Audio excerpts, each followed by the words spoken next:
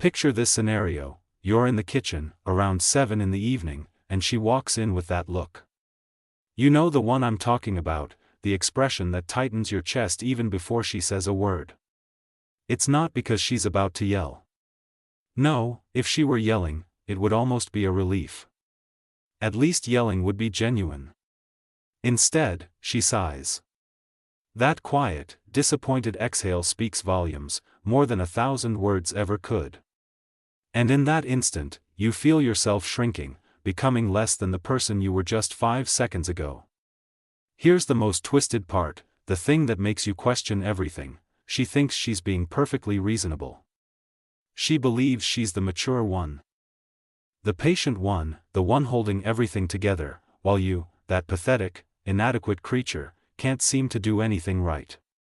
Let me tell you something that took me 37 years to understand, something I didn't learn from books or seminars, but from watching my own soul being systematically dismantled, piece by piece. A woman doesn't need to raise her voice to devastate a man. She doesn't need to throw dishes or slam doors. All she needs is that special blend of disappointment and entitlement, the kind that can turn a grown man into a desperate little boy seeking his mother's approval. The worst part is, we allow them to do it. We practically beg them to do it. Because somewhere deep down in our subconscious, we've been taught that a woman's happiness is our responsibility, that her emotional state is the measure of our worth, that if she's not content, we've failed as men. I remember sitting in my apartment 3 years ago, utterly alone for the first time in a decade, and realizing something that should have been obvious, but wasn't. Every decision I had made for the past 10 years, every single one, from the job I chose to the shirt I wore to the breakfast I ate, had been filtered through the lens of, what will she think? Not, what do I want? Not, what's best for me, not, what makes sense, but, what will make her happy? What will avoid that look? What will prevent that sigh? What will finally be enough? You want to know the answer? Nothing. Nothing is ever enough for someone who sees you not as a partner, but as a project, not as a human being, but as a service provider, not as a man, but as a disappointment waiting to happen. See, there's a beautiful lie we've all been told, a fairy tale that says, if you love enough, sacrifice enough, provide enough, eventually she'll see your worth, eventually she'll appreciate you, eventually she'll transform into the sweet, loving creature you thought you were marrying. But here's what really happens, and listen closely because this will save you years of misery: the more you give, the less she respects you. The more you sacrifice, the more she demands. The harder you try to please her, the more she despises your weakness. It's not a bug in the system, it's a feature. It's how the whole damn thing is designed to operate. Let me paint you a picture of how this erosion unfolds, and pay attention because you might be living in it right now without even realizing it. It starts with the devaluation, the subtle art of making everything you do seem trivial, expected, just the bare minimum. You work 50, 60, 70 hours a week? Oh, that's just what men are supposed to do. You fix things around the house? That's basic adult responsibility. You spend time with the kids? Congratulations, you're doing what every father should do. You want a medal? You planned a romantic dinner? Other husbands are planning trips to Paris. You bought her flowers? They were the wrong color, or they were nice, but you only did it because you felt guilty about something. Watch how quickly gratitude vanishes from the relationship. When was the last time she genuinely thanked you for something? Not the perfunctory, dismissive kind of thank you, but genuine appreciation for what you do, for who you are, for the burden you carry. You know why she doesn't thank you? Because in her mind, you're not doing her a favor. You're fulfilling an obligation. You're meeting the minimum requirements of your job description as her man, and nobody thanks their employees for showing up to work. But God forbid you don't thank her for every little thing she does. She cooks dinner. You better act like she's Gordon Ramsay. She does the laundry. That's an act of heroic self-sacrifice. She takes care of the children you both decided to have. She's a saint, a martyr, practically Wonder Woman. And if you forget to acknowledge her contributions, if you don't sufficiently genuflect at the altar of her efforts, then you're an ungrateful bastard who doesn't appreciate everything she does for this family. The second weapon in her arsenal, and this one is particularly insidious, is control disguised as concern. Where were you? Who were you with? Why didn't you answer immediately? I saw you were online at 11:47, but you didn't respond to my text until 11:52. What were you doing during those 5 minutes? She'll say she cares about you, wants to know about your day, wants to be involved in your life, but what she's really doing is putting a GPS tracker on your soul, making sure you know that every moment of your existence is subject to her approval and scrutiny. And here's where things get really messed up: the more you comply with this surveillance, the more you try to be transparent and accommodate her need for control, the more she despises you for it. Because deep down, she doesn't want a man she can control. She wants a man she can't control, but who still chooses to be with her. But she can't help herself. She has to test you, has to push you, has to see how much you'll take. And every time you take it, every time you hand over your phone without protest, every time you explain where you were and who you were with like a teenager reporting to his parents, a little bit of her attraction to you dies. This state of constant monitoring creates something I call preemptive paralysis. You stop doing things not because they're wrong, but because the explanation just isn't worth the hassle. You don't go for a beer with friends because the interrogation afterward isn't worth it. You don't take a different route home because she'll wonder why your commute took 10 minutes longer. You don't join that gym because she'll think you're trying to impress someone. Slowly, methodically, your world shrinks until the only safe space is right next to her, doing exactly what she expects, becoming exactly the person she wants you to be, which is nobody at all. Now, let's talk about conflict, the daily warfare that she'll swear she hates but somehow can't stop creating. Every conversation becomes a minefield. Every interaction is a potential argument. Every difference of opinion is a relationship crisis. But here's what you need to understand about these conflicts: they're not about the dishes or how you load the dishwasher or the fact that you forgot to buy milk. They're about power. They're about making sure you know your place. They're about keeping you in a constant state of anxious defensiveness, where you're always wrong, always apologizing, always trying to make things right. She's mastered the art of what I call emotional terrorism. She knows exactly which buttons to push to get you to react, to get you to raise your voice so she can play the victim, to get you to walk away so she can accuse you of not caring, to get you to engage so she can exhaust you with endless circular arguments. Because resolving the issue is never the goal. The goal is to drain you, to deplete your emotional resources, to make sure you don't have enough energy left to realize what's happening to you. And once you're completely exhausted, once you're running on empty emotionally, that's when she hits you with the expectations. You should be more romantic. You should be making more money. You should be handier around the house. You should be more involved with the kids, but also give her more space. You should be more assertive in bed, but also more sensitive to her needs. You should be a provider, but also emotionally available. You should be strong, but also vulnerable. You should be independent, but also completely devoted to her. You should be all things to all people at all times. And when you inevitably fail because these demands are utterly impossible to meet simultaneously, she gets to be disappointed in you again. Here's a truth that will sting, but it might save your sanity: she creates problems because your attention to problems is the only attention she knows how to process. She doesn't know how to exist in peace, in harmony, in simple contentment. She needs drama like a plant needs water. She needs conflict like lungs need air. Because without it, she has to confront the terrifying reality that she doesn't really know who she is or what she wants. All she knows is that she's not happy. And since you're the man in her life, that must be your fault.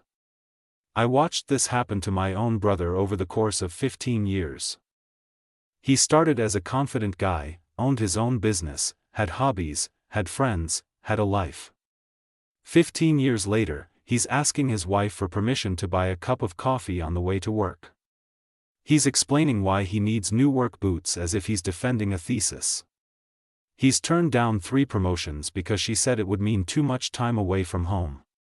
But when he is home, she complains that he's always underfoot. He doesn't even realize it. He thinks this is normal. He thinks this is marriage. He thinks this is love. But here's what really guts a man. What truly grinds him into nothingness. It's not the control or the conflicts or the criticisms. It's the moving targets, the unattainable standards, the fact that success is utterly impossible because the game is rigged. Today, she wants you to be more emotionally available. So you open up. You share your fears, your dreams, your insecurities. Tomorrow, she's disgusted by your weakness. She can't be attracted to a man who cries, who has doubts, who needs reassurance. So you become more stoic. You become more self-contained. You handle your problems on your own. Now, you're emotionally distant. You're cold. You don't share anything with her. You're like living with a stranger. You literally cannot win because winning isn't part of the design. The design is to keep you perpetually off balance, constantly trying to figure out what she wants, constantly failing, constantly trying harder. It's like being in a casino where the house always wins, except you can't leave and you've bet your entire life on a game you don't understand and can't possibly win. Let me tell you about the moment I woke up, truly woke up to what was happening. I had just received a promotion, the biggest professional achievement of my life, something I had been working towards for 5 years. I came home excited to share the good news. And you know what she said? I guess this means you'll be home even less now.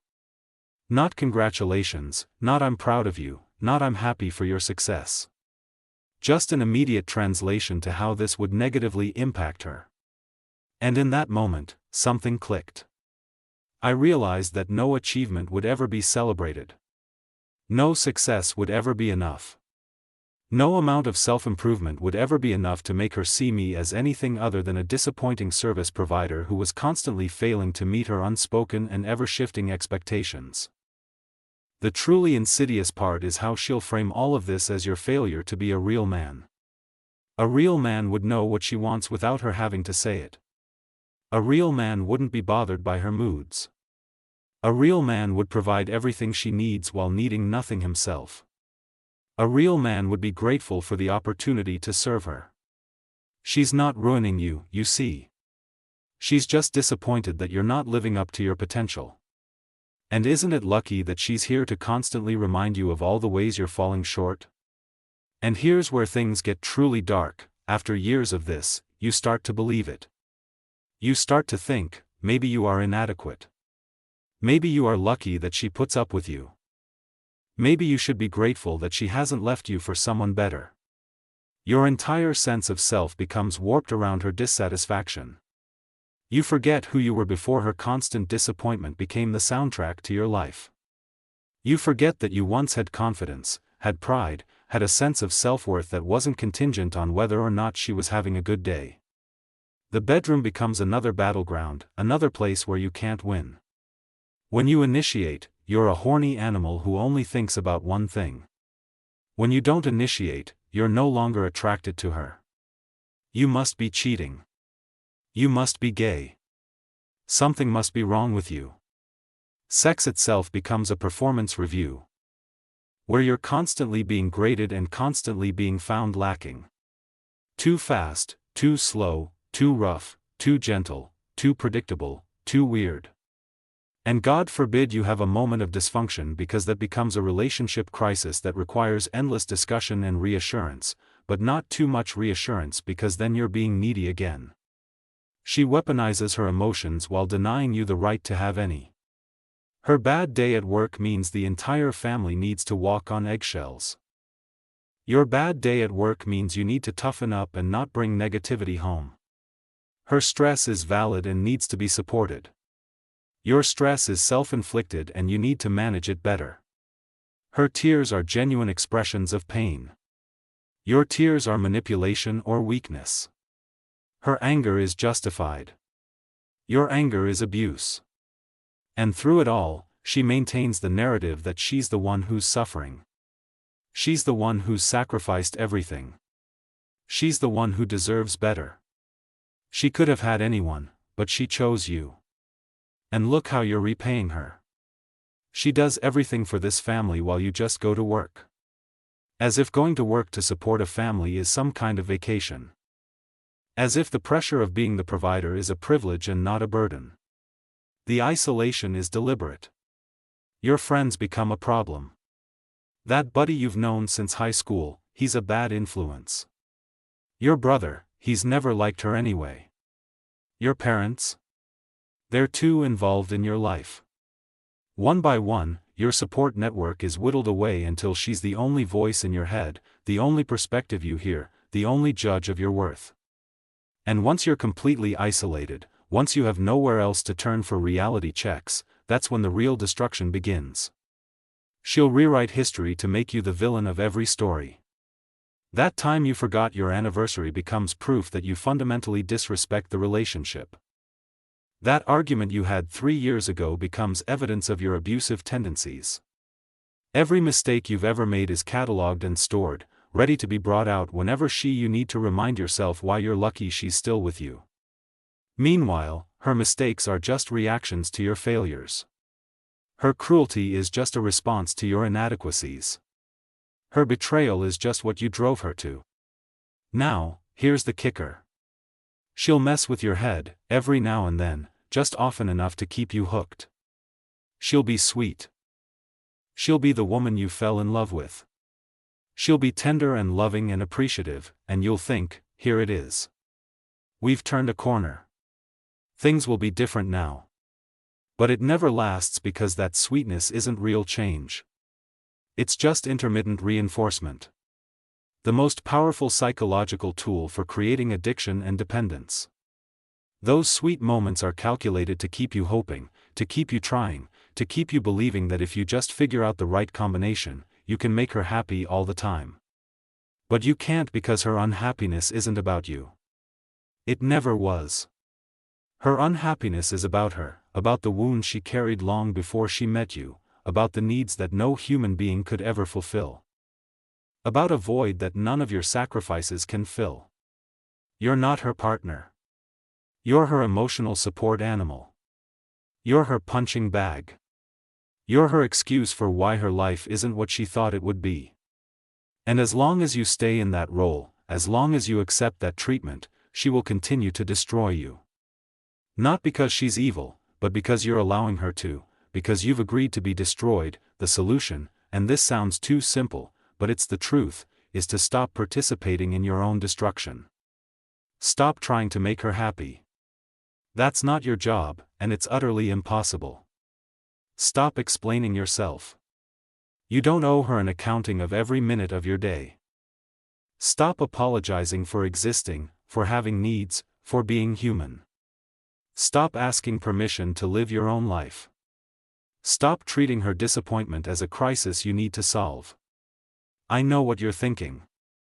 But if I do that, she'll leave. And maybe she will. But let me ask you something. What exactly will you lose? A woman who doesn't respect you? A woman who sees you as a constant disappointment? A woman who's slowly grinding your soul into dust? That's not a loss. That's liberation. That's taking your life back. That's remembering who you were before you became a supporting character in her drama. The truth is, and this is something that took me way too long to figure out, a woman who truly loves you doesn't want to destroy you. She wants to build with you, grow with you, face life with you as a partner, not your warden or your critic or your judge. She wants to see you succeed, celebrate your wins, support you through your losses. She doesn't keep score, doesn't hold grudges, doesn't use your vulnerabilities as weapons. She adds to your life instead of constantly subtracting from it. If you're with a woman who makes you feel smaller, weaker, less of a person than you are, she doesn't love you. She might need you, might depend on you, might be afraid to be alone. But that's not love. Love doesn't diminish. Love amplifies. Love doesn't exhaust. Love energizes. Love doesn't create anxiety. Love creates peace. If what you're experiencing doesn't feel like that, then it's not love. It's something else. Something toxic. Something that will eventually destroy everything good in you if you let it. I want you to do something right now. Think about the last time you felt truly happy, truly relaxed, truly yourself. Was she there? Or were you alone or with friends or anywhere except with her? If the happiest moments of your life are the moments she's absent, what does that tell you about what she brings to your life? If you feel lighter when she leaves and heavier when she returns, what does that say about the burden she places on your soul?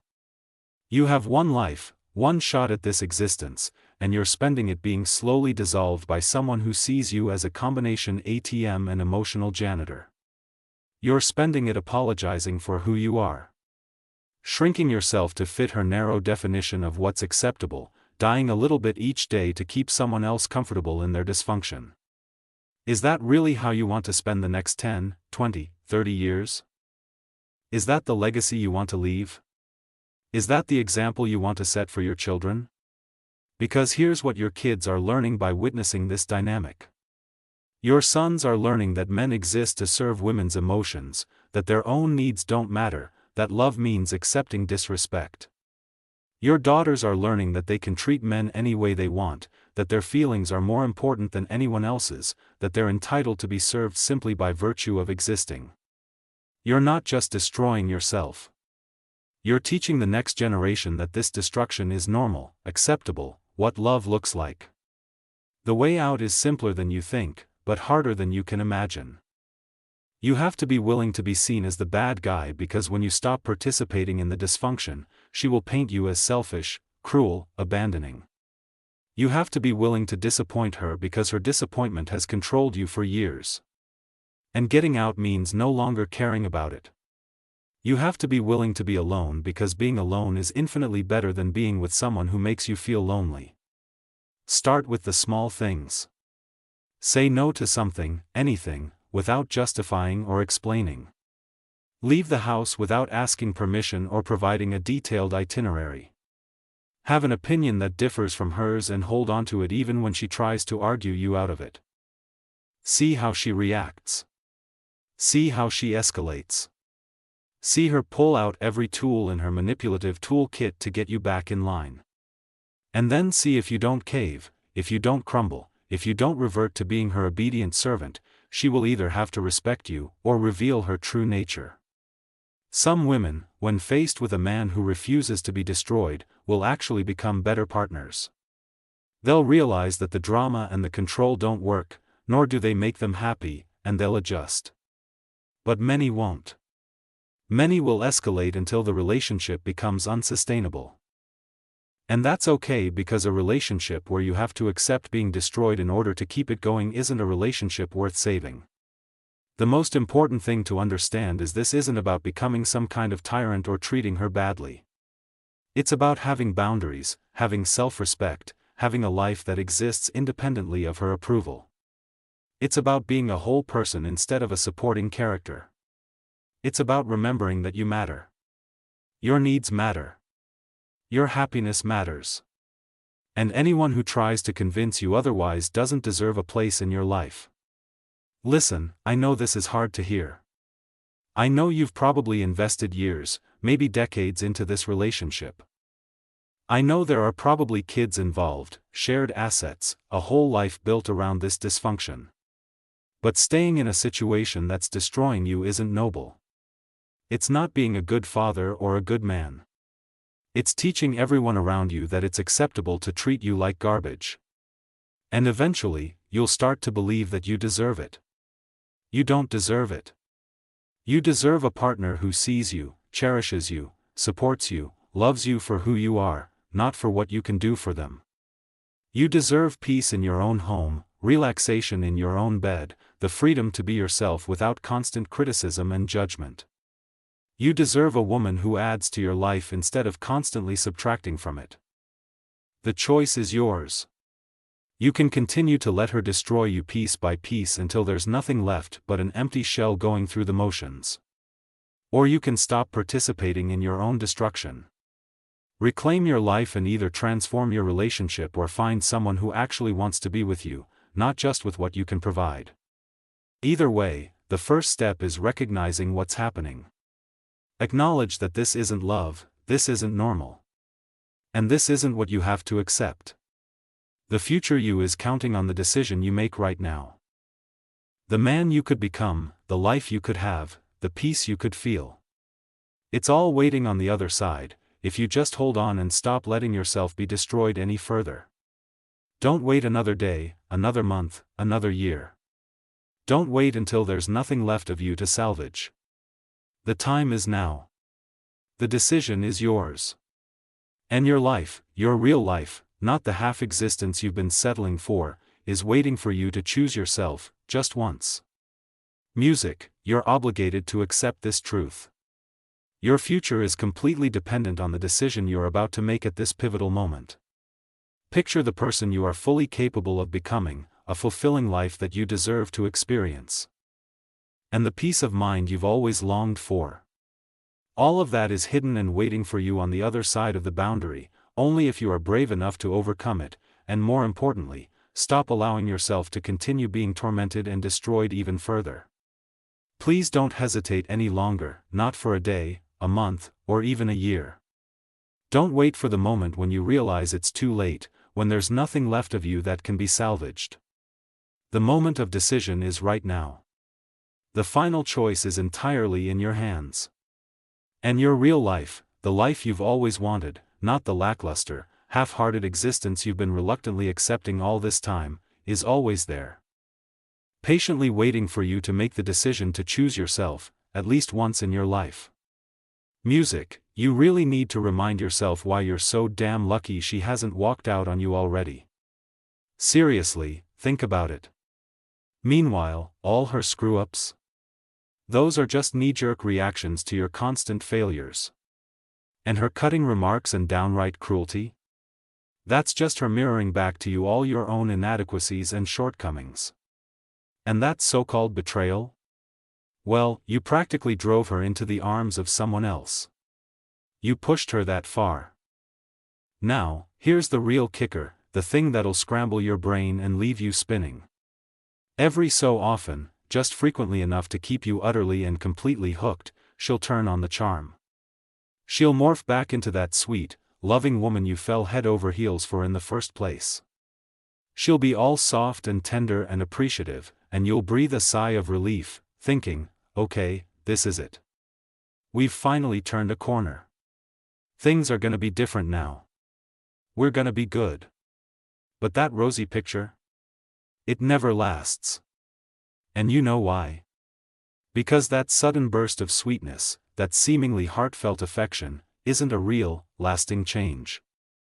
It's just intermittent reinforcement. Plain and simple. And let me tell you, that's the most powerful psychological tool in the whole damn playbook for creating addiction and total dependence. Those carefully timed sweet moments? They're strategically calculated to keep you hanging on, to keep you striving, to keep you clinging to the desperate belief that if you just, somehow, figure out the magical combination, you can finally make her happy, all the time, every time. But guess what? You can't. You just can't, because her deep-seated unhappiness isn't about you, pal. It never has been. Her unhappiness, that heavy weight she carries around, is all about her. It's about the deep, unhealed wounds she dragged along with her long before you ever walked into the picture. It's about the insatiable needs that no single human being on this planet could ever possibly fulfill.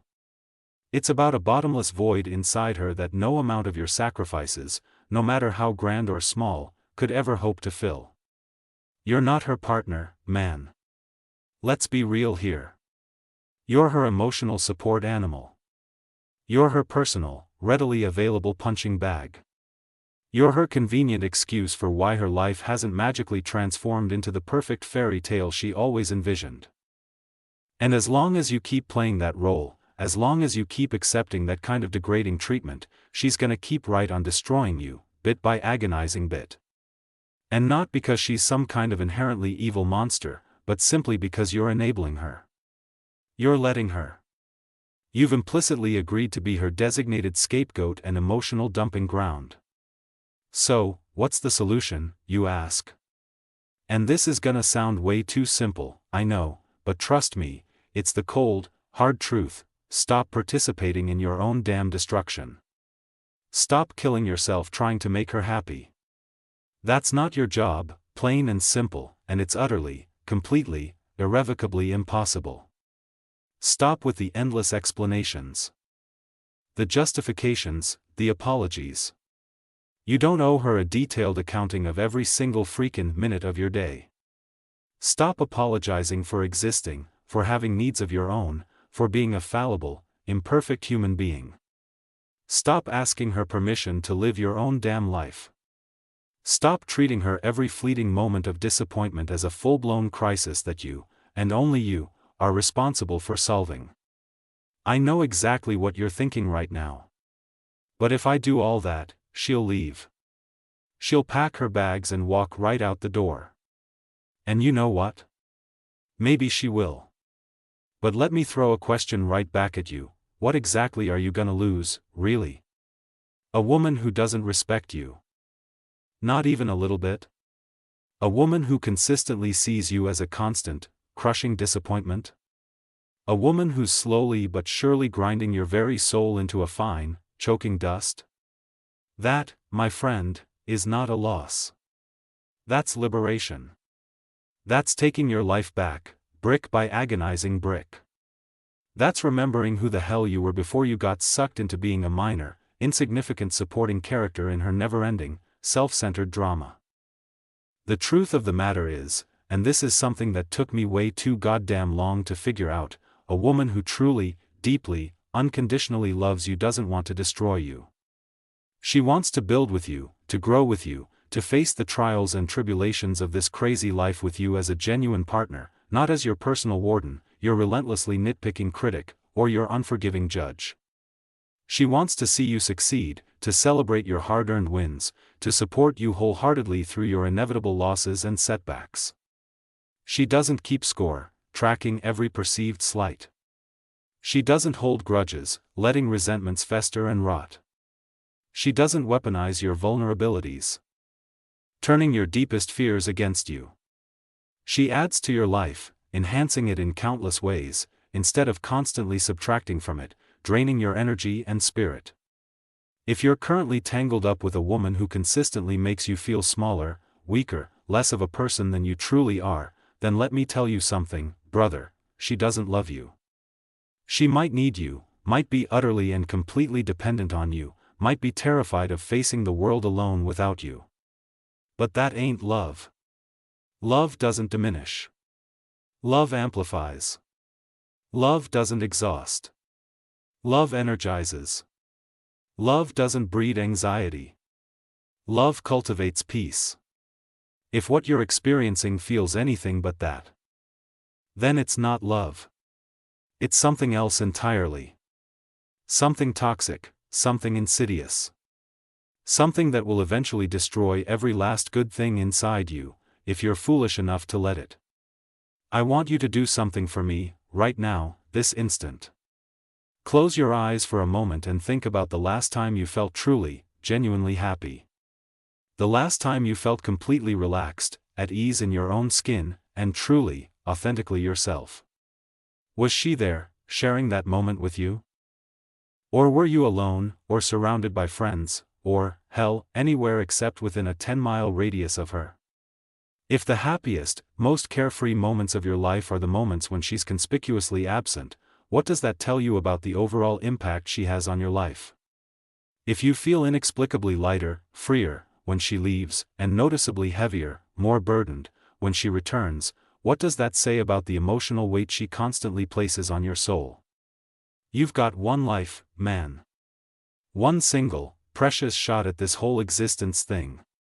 And you're actively choosing to spend it being slowly, agonizingly dissolved by someone who sees you as nothing more than a walking, talking combination ATM and emotional janitor. You're spending it constantly apologizing for the fundamental essence of who you are. Shrinking yourself, day after day, to fit her narrow, stifling definition of what's considered acceptable, slowly dying a little bit more each day just to keep someone else vaguely comfortable in their own self-inflicted dysfunction. Is that really how you want to spend the next 10, 20, 30 years of your life?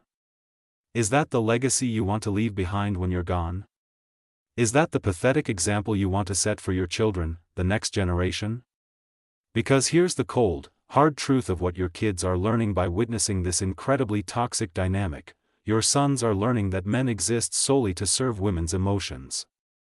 That their own needs and desires are fundamentally irrelevant, that love somehow equates to passively accepting disrespect and degradation.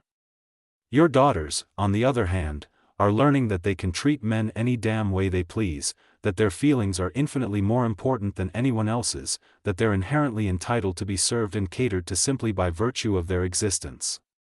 You're not just destroying yourself, buddy. You're actively teaching the next generation that this self-destructive behavior is normal, that it's acceptable, that this is what love actually looks like in the real world. The way out of this hellhole is simpler than you think, but also significantly harder than you can possibly imagine. You have to be willing to be seen as the bad guy, the villain, the heartless monster. Because the second you stop actively participating in her elaborate dysfunction, she will immediately paint you as selfish, cruel, and abandoning, leaving no stone unturned to demonize you in the eyes of everyone you know. You have to be willing to disappoint her, to withstand her wrath, because her inevitable disappointment has been controlling your every move, shaping your entire existence, for years. And breaking free from that control means no longer giving a damn about it, no longer allowing it to dictate your choices. You have to be willing to be alone, if necessary, because being alone, truly and completely alone, is infinitely better than being with someone who makes you feel utterly, crushingly lonely, even when they're right there beside you. Start small. Begin with the seemingly insignificant stuff. Say no to something, anything, without feeling the need to justify it, explain it, or apologize for it. Leave the house without feeling obligated to ask for permission or provide a meticulously detailed itinerary of your every movement. Cultivate an opinion that differs from hers, and then hold on to it, even when she relentlessly tries to argue you out of it, to browbeat you into submission. Just watch how she reacts. Observe how she escalates, how she amps up the drama. See her pull out every weapon in her well-worn manipulative tool kit in a desperate attempt to drag you back into line, to reassert her control. And then, see what happens if you don't cave, if you don't crumble, if you refuse to revert to being her perpetually obedient servant. She will either be forced to finally respect you, to acknowledge your inherent worth as a human being, or she will ultimately reveal her true nature, the ugliness that's been simmering beneath the surface all along. Some women, when faced with a man who finally, unequivocally refuses to be destroyed, will actually undergo a profound transformation, evolving into better partners, better people. They'll realize that the constant drama, the relentless control, the manipulative games simply don't work, and more importantly, don't actually make them happy. And they'll adjust their behavior accordingly, shedding their toxic tendencies. But many won't. Many will escalate their efforts, doubling down on their manipulative tactics, until the relationship becomes utterly unsustainable, irrevocably broken. And that's okay. That's perfectly fine, because a relationship where you have to actively accept being destroyed, piece by agonizing piece, just to keep it afloat, isn't a relationship worth saving in the first place. The single most important thing you need to understand is that this isn't about transforming yourself into some kind of heartless tyrant or treating her badly, disrespectfully, or cruelly. It's about establishing healthy boundaries, about cultivating unwavering self-respect, about creating a fulfilling life that exists independently of her constant approval and validation. It's about becoming a whole, complete person, instead of just a minor, insignificant supporting character in someone else's narrative. It's about remembering that you matter. That your needs matter. That your happiness matters. And that anyone who actively tries to convince you otherwise, who attempts to diminish your worth or invalidate your feelings, simply doesn't deserve a place in your life. Listen, I know this is a lot to take in. I know this is hard to hear, especially if you've already invested years, perhaps even decades, into this deeply dysfunctional relationship. I know there are probably children involved, shared assets to consider, a whole damn life carefully constructed around this unhealthy dynamic. But staying in a situation that's actively destroying you, that's slowly eroding your soul, isn't noble. It's not being a good father or a good man. It's teaching everyone around you that it's perfectly acceptable to treat you like garbage, to disrespect you, to take you for granted. And eventually, tragically, you'll start to believe that you actually deserve it. You don't deserve it, man. You deserve a partner who genuinely sees you, who cherishes you for who you are, who supports you wholeheartedly, who loves you unconditionally, not just for what you can provide for them. You deserve peace in your own home, relaxation in your own bed, the freedom to simply be yourself, without facing constant criticism, judgment, and nitpicking. You deserve a woman who adds to your life, enhancing it in countless ways, instead of constantly subtracting from it, draining your energy and spirit. The choice, ultimately, is yours, and yours alone. You can continue down this destructive path, allowing her to slowly destroy you, piece by agonizing piece, until there's nothing left but an empty shell, mechanically going through the motions. Or you can finally, decisively, stop participating in your own damn destruction. Reclaim your life, rediscover your own worth, and either fundamentally transform your relationship into something healthy and sustainable. Or find someone who genuinely wants to be with you, not just with what you can provide. Either way, the very first step, the absolutely crucial first step, is recognizing what's actually happening. Acknowledge the cold, hard reality that this isn't love. This isn't normal. And this certainly isn't something you simply have to accept. The future version of yourself, the man you could become, is desperately counting on the decision you make right now, at this pivotal moment. The man you were always meant to be, the life you could have, the peace you could finally feel, is all waiting for you, just on the other side of this difficult choice, if you just hold on and stop allowing yourself to be destroyed any further. Don't wait another day, another month, another year. Don't wait until there's nothing left of you to salvage, until the damage is irreversible. The time is now. The decision is yours. And your life, your real, authentic life, not the half-hearted existence you've been settling for all this time, is patiently waiting for you to finally choose yourself, even if it's just this once. Music, you're obligated to accept this truth, man. Your future depends on it. Your future hinges on the decision you're about to make at this pivotal moment. Picture the person you are fully capable of becoming, a fulfilling life that you deserve to experience, and the peace of mind you've always longed for. All of that is hidden and waiting for you on the other side of the boundary, only if you are brave enough to overcome it, and more importantly, stop allowing yourself to continue being tormented and destroyed even further. Please don't hesitate any longer, not for a day, a month, or even a year. Don't wait for the moment when you realize it's too late, when there's nothing left of you that can be salvaged. The moment of decision is right now. The final choice is entirely in your hands. And your real life, the life you've always wanted, not the lackluster, half-hearted existence you've been reluctantly accepting all this time, is always there, patiently waiting for you to make the decision to choose yourself, at least once in your life.